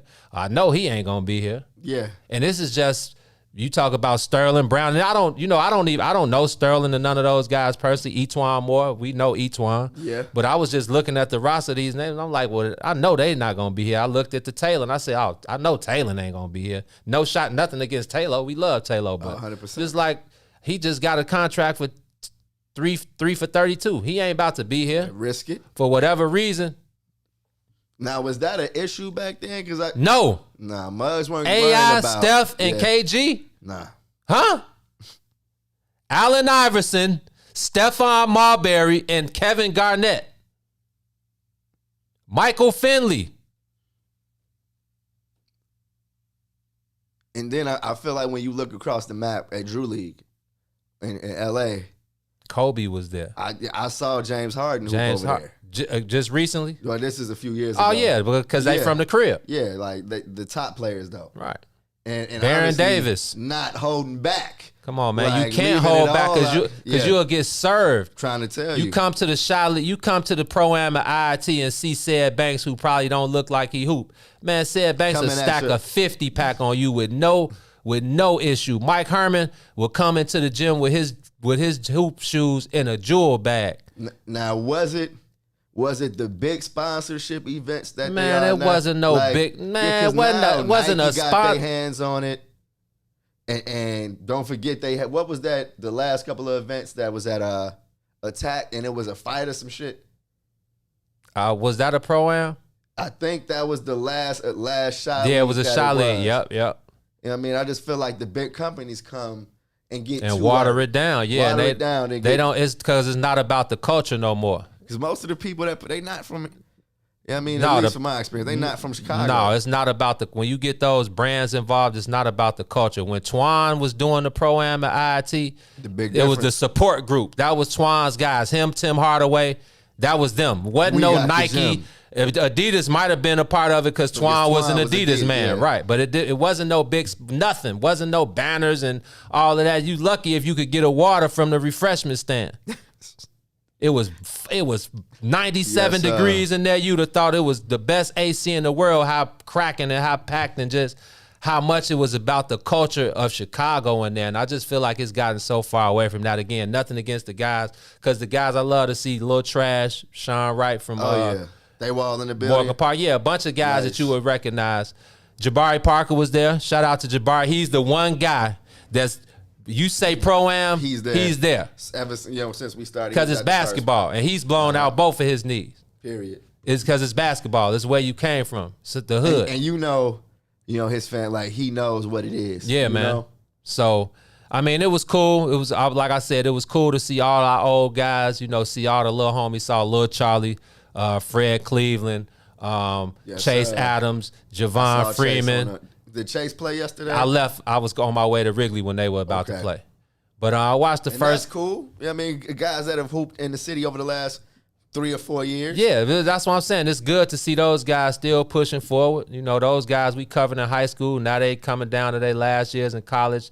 Some of the old pros, overseas guys. Just a lot of guys who we've seen play over the years. But I feel like just as far as the Pro-Am itself, it's become less and less about the Chicago basketball culture itself, and it's about being attached to these brands. And like I said, when you see Wilson, who's the new NBA sponsor, the balls are now no more Spalding. Is Wilson got a chance to, saying basketball basically just with Wilson instead of Spalding. Now, was it because I always thought the Wilson balls felt a little different. Oh no, it's not that. It's still the NBA It's the leather, ball. Yeah, it's the same ball, just with Wilson instead of Spalding. Okay.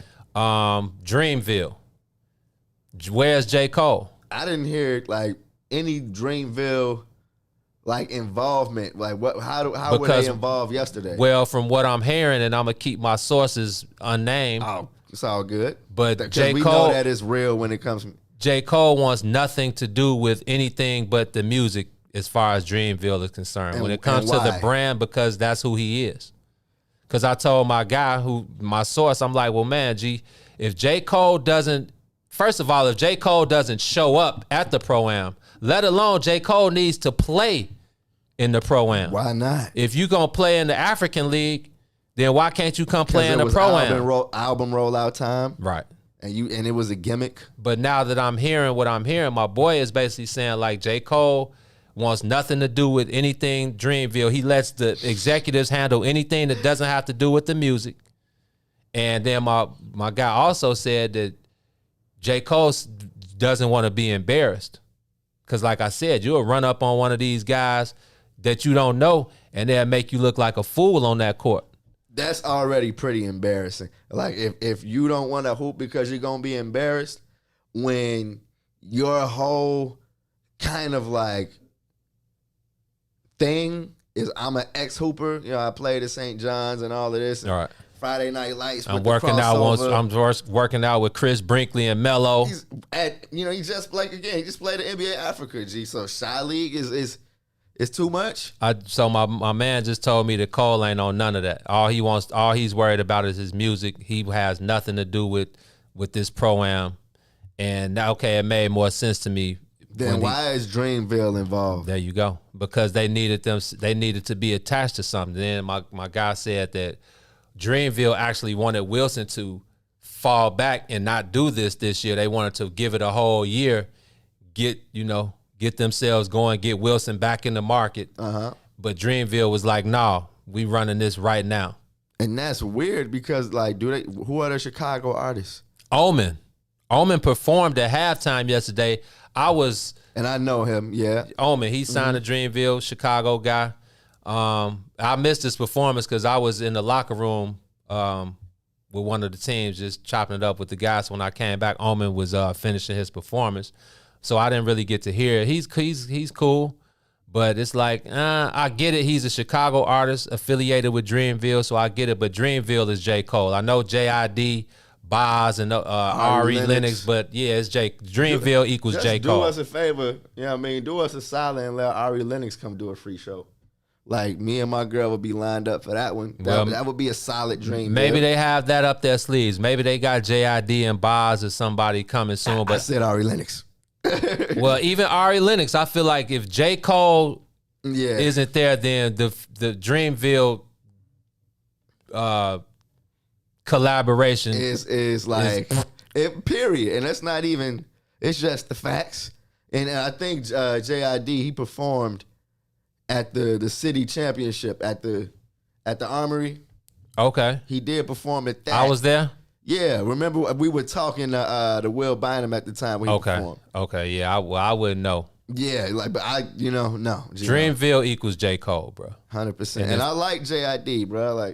If Cole doesn't show up at the Shy League, then Dreamville did themselves a disservice. You got to know your mark. You got to know your place in the market, and you got to put your best foot forward. And I feel like when you try to attach yourself to one of the most culturally relevant things in the past 20 years in Chicago, then you gotta go out with a bang. And I'm gonna give them the benefit of the doubt in week one because, like I said, I left in the middle of the third game. The crowd was cool. Like I said, a bunch of familiar faces. Everybody saying happy to see the Bigs. Asked about you, but next week, since the Cubs will be on the road, and it's like a 3-week thing. So if you lost yesterday, it's over. No consolation. No, you lose and you're out. One and done. Yeah, so I think next week it'll be, I think it was 8 teams, so I guess it'll be 2 games next week. 4 teams. And then the next week it'll be the championship. And then I think they're having the girls next week, right? tournament too. So that start next week and then they wrap up the same week. Yeah. And that's cool. No, I feel like the only issue is that organizations like Wilson may come into the market and think that the people are just going to support it just because when I feel like the rollout was kind of questionable. Like, you still don't know any, schedule. If you didn't catch the tweet from Gene with the paper with the rosters on it, I don't know if you know what's going down on it. So you've already kind of helped them in different kind of ways, Gene. So then I saw shout out to our guys Jay Goff and Cam and Kyle Means. Saw a few of the guys in the building. Jason Goff was in there. Yeah, they was just chilling in the stands. Cam was with us. Jay was with us. I saw Cam and it came through with the family. Yeah, with the fam. Jay Goff was in there under the act. Yes, Jay Goff is looking good, man. He lost a little weight, man. I say, man, what you doing, man? He said, just not eating when I'm mad. I like that, Jay. I like that. So he was looking. And also, honestly, the man's been killing it. He's the best thing to happen to NBC Jay and Goff coverage. is the man. Cam is the man. Yeah. I'll let Cam have some exciting news. Salute to my brother Cam Smith, killer. Man, some very exciting news. I'll let him share it with you. I don't want to. You're going to have to tell me after we get off. But, okay. But Mud's got to understand about Cameron Smith, who's been holding it down for the MSG network. And Stadium right here in Chicago. The man was all over the trade. All over free agency, working hand in hand with NBA stars and our boy Shams. Like, if y'all don't know how Cameron Smith has been holding it down for us, straight from the West Side, you got to get into it, man. Cameron Smith, Gino, I can't wait for you to tell me once we turn these mics off. But in turn, you got to lock in with our boy Cameron Smith, who's blazing a path not many have blazed, coming from here. Shout out to my boy Killer Cam. And Chris, man, shout out to Chris, because I wasn't trying to leave guys out, but we talk about the Shy League, and you talk about Quentin Richardson, and Cordell Henry, and Dennis Gates, Bobby Simmons, the Matrix, Sean Marion. Like, I remember when he was out. These guys were here every week. Bobby Simmons was just signed a 7-year, $49 million deal, bro. He was Michael Jordan's right-hand man. This man was playing in the Gardens, Allgale Gardens, and then coming to play in the Pro-Am in the midst of a $50 million deal in free agency because he was six man of the year or whatever. So I'm just talking about that's my biggest takeaway from the Pro-Am is the lack of Chicago pros who play. Now I know, like guys like Jaleel, well, I don't know if they were still in Tokyo because, they got eliminated pretty quick.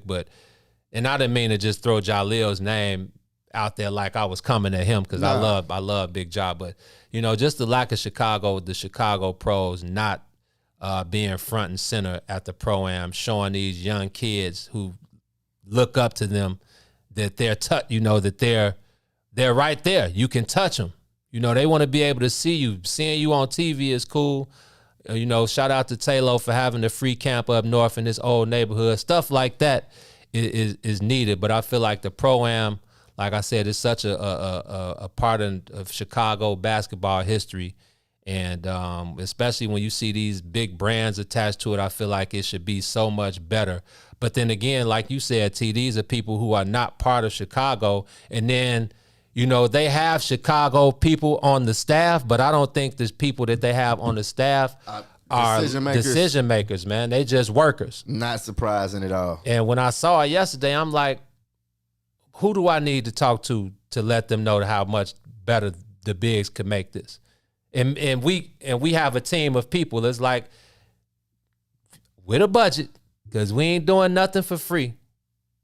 But me, you, Killer Cam, and Golf. What? Event of the summer. Y'all don't know what y'all missing. So when y'all got event of the summer. Wilson, go ahead. Wilson, Dreamville, go on, break that bread with us. Holler at the guys, and we can turn the Shy League up for the next 2 weeks. Other than that, I'll be in the building watching just like I was yesterday, checking out some of our old guys. But I wish I can be in the building next weekend. We'll see. The White Sox got the Yankees in town. So. Yeah, I might have to slide on over there myself. Rizzo will be there if he's out of COVID protocol. No, Rizzo won't be there. if COVID ain't still, running rampant through the Yankees. But yeah, Gino. Ja said the bigs need to bring the culture back and get something popping. Hey, Ja, they got to break bread. What Rizzo say? You got to pay for that. Yeah. Those things cost money. I'll be late for that. Okay. Chris said, I don't think they should call it Shy League, but I will attend next week. I just got back from Orlando yesterday. Man, did y'all win the ship, bro? I don't know if you answered me. I seen him on Facebook saying that he's not touching the ball for the rest of the year. Chris, did y'all win the ship or what, man? Let me know in the comments, bro. I'm trying to shout out to the Chicago Fury and Big Mike anyway. Shout out to Chris and all the guys from the Fury. They played in Orlando for the PBA or PBL, one of them championships. Trying to see if y'all won the ship, bro. Got some a quick the Bigs update. Let's get it. For the White Sox, it is official. The White Sox reinstate outfitter Luis Robert, and they sent. And the conversation was who was going to be sent down.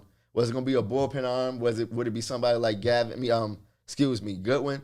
Instead, it's Gavin Sheets heading back to Charlotte.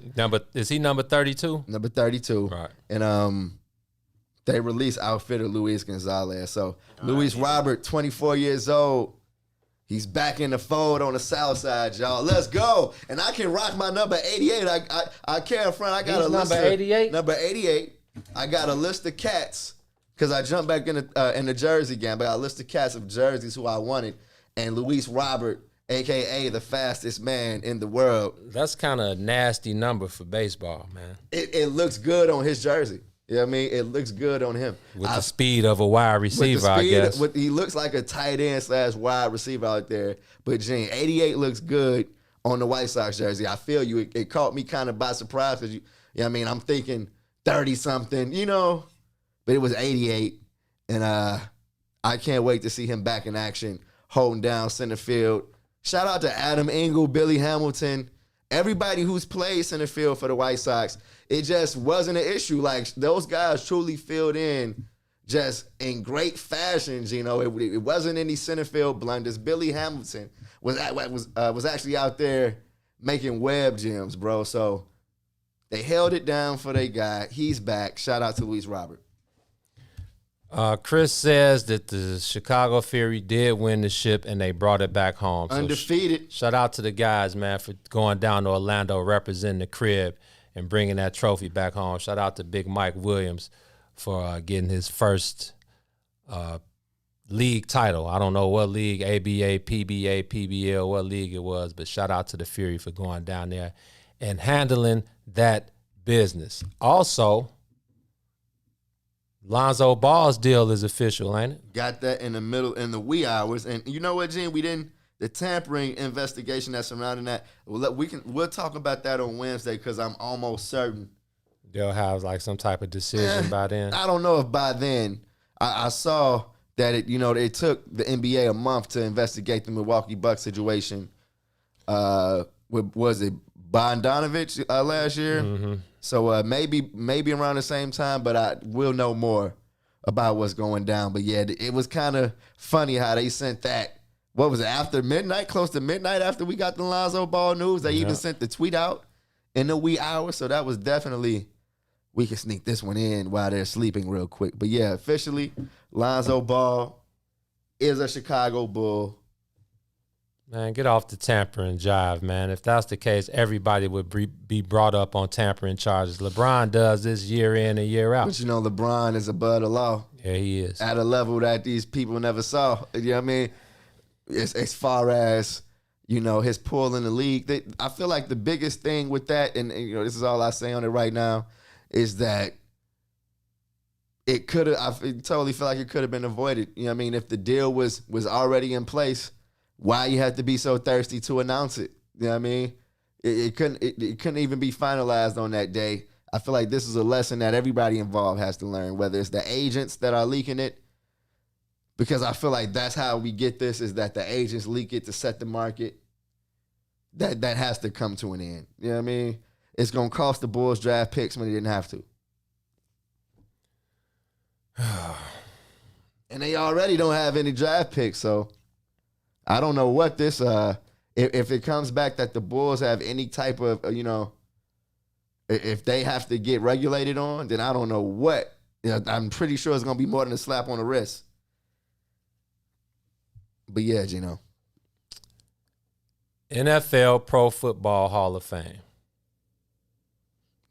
Are we good? We got some time? Got a couple minutes left, man. What you got?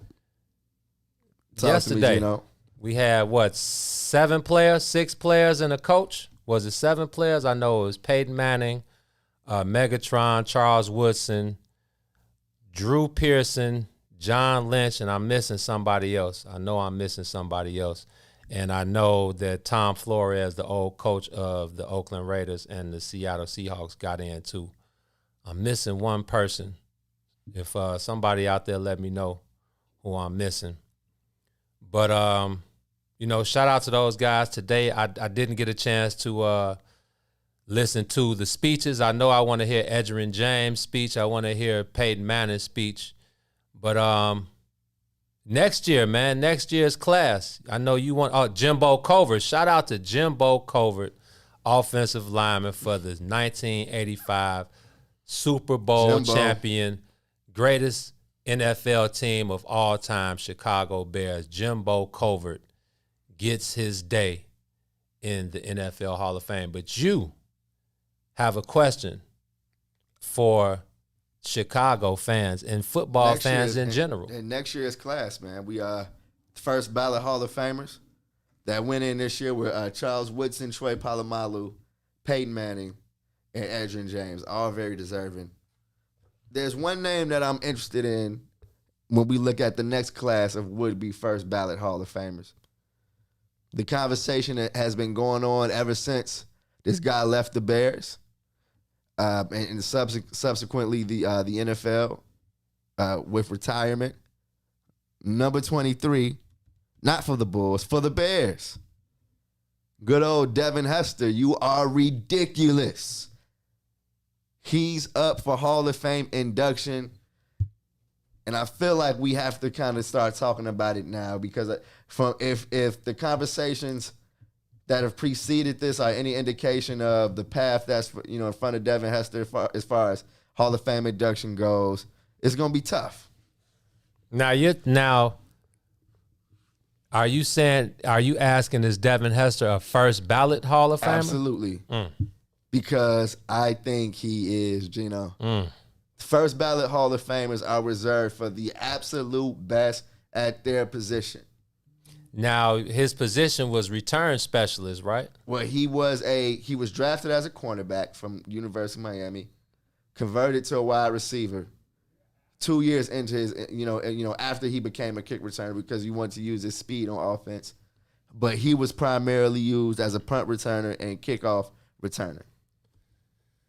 Devin Hester would definitely be the first ballot Hall of Famer as a return specialist. A few reasons why I think why that's fitting for him. I'm listening. Not only did he just dominate the position, you had opposing teams had to game plan for a kick returner. You had to be willing to start at the 20 when you had to be willing to just let the Bears start at the 20, because if he got his hands on the ball, they were probably going to start at the 40.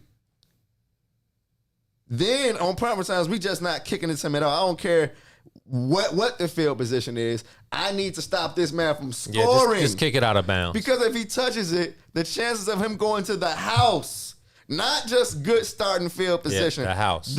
It was 6. He was going to put 6 on the board. The house, Joe. Then you add on the fact that he holds that record. You add on the fact that he has the special moment of running the first kick back in the Super Bowl. He has the highlights. The craziest thing about Devin Hester and what he did to the kick return game is that after he got done, they had to completely change the rules for it.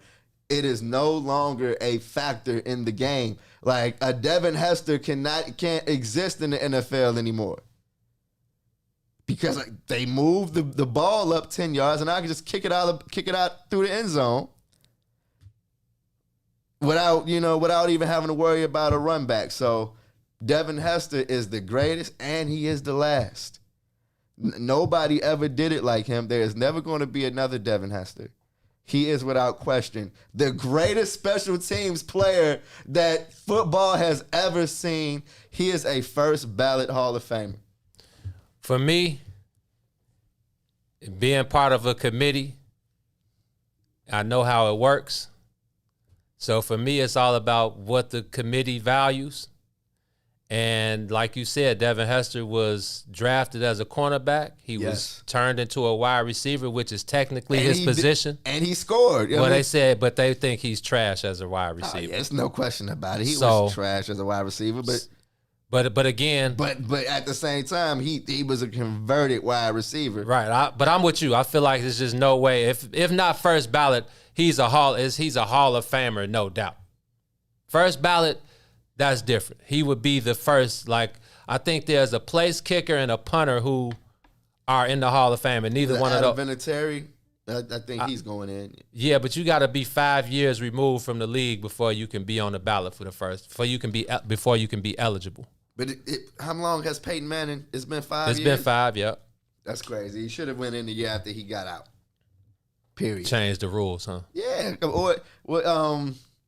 Who said it the other day? Our boy Evan F. Moore. That's what the NHL did for Wayne Gretzky.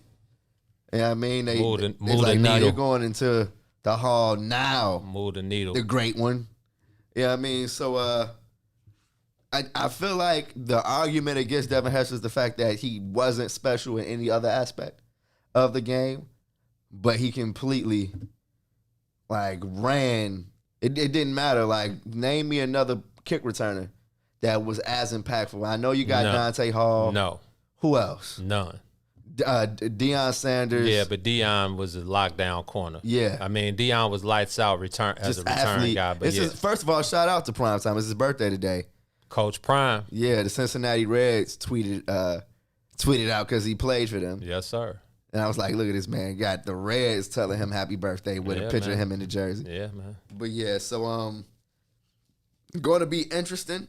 I feel like we're completely in an era where all the guys that I grew up watching over the next 10 years are going to be the guys going into the Hall of Fame. You talk about Megatron and Peyton Manning. You know how many hours I logged watching those dudes? You know how many, like, Madden games I played? Likewise. You know what I mean? And what's funny is the first time I got to see Peyton Manning play in person, he was already on the Denver Broncos. It was before we started the Bigs. The big homie Drake had convinced us to buy some preseason tickets to go see the Broncos and Peyton Manning play. It was the second preseason game, so he was gonna get a few minutes, bruh. Even in a preseason game, witnessing him dropping just amazing passes on wide receivers and his receivers in general in person was just one of the coldest things I've ever seen an athlete do. It's clear to the eye that is just a different level of talent involved when it came to Peyton Manning. Just the ball just looked like a paper, like the roll of toilet paper just floating in the air. The thing just didn't even look like it was spinning, bro. It was just that beautiful.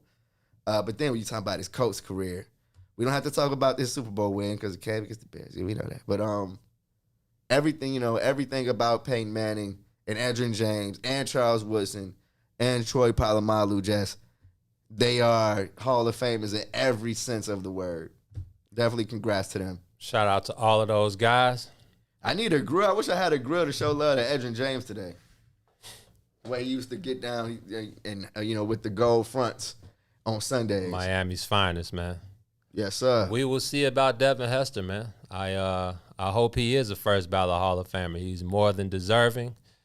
He did wonders for the Bears. Too bad he couldn't bring home a ship, but he scored in the Super Bowl. Yeah, we thought it was over with, but the coach walked away with it. So we'll leave that on you guys for today. When we come back Wednesday, we'll talk more about the Hall of Fame. We have some interesting topics coming up on Wednesday. We might have a special guest as well. So for DJ Reese the Ruler holding us down behind the boards, doing all the hard work, for my player partner T-Tom to my right, I'm Eugene McIntosh. We are the Bigs, and this is On the Soil, man. We appreciate everybody tuned in. We will be back here Wednesday. And y'all know how we do over here, man. Show love, spread love. Stay away from them haters. Please stay away from them haters. But most importantly, man, always, always, always continue to keep it playing. Make sure you circulate the dollar with your people as well. But keep it playing, man. There's a lot of unplayer individuals running around ramping out here. And y'all making the brothers look bad, man. Don't do that. So, in the words of the late, great poet laureate, Chad Butler, known to most of y'all as Pimp C. I call him the pimp. Hey, man. Hold on. Did I do I? Oh, that's my bad. Hold on. You know what? We don't even have to go there, DJ. I got it. In the words of the pimp, get off the boo-boo. It's us. We out. Everybody got a goal, they're trying to reach your life, they're trying to live, man. Keep bumps in the road, you gotta keep pushing forward, you know what I'm saying? If it don't kill you, it make you strong. You know what I'm saying? My story right here. Yeah, it takes a special kind of mind to grind and work from the bottom and climb up the ladder of success in time. It doesn't matter what the test is, every step is another level till I step in as the next in line, no question.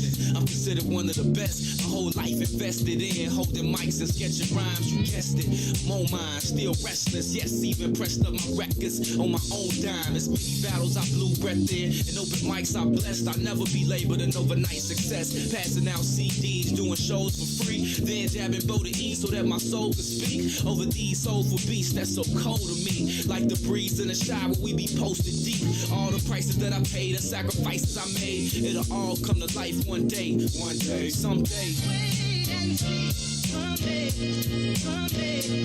we'll all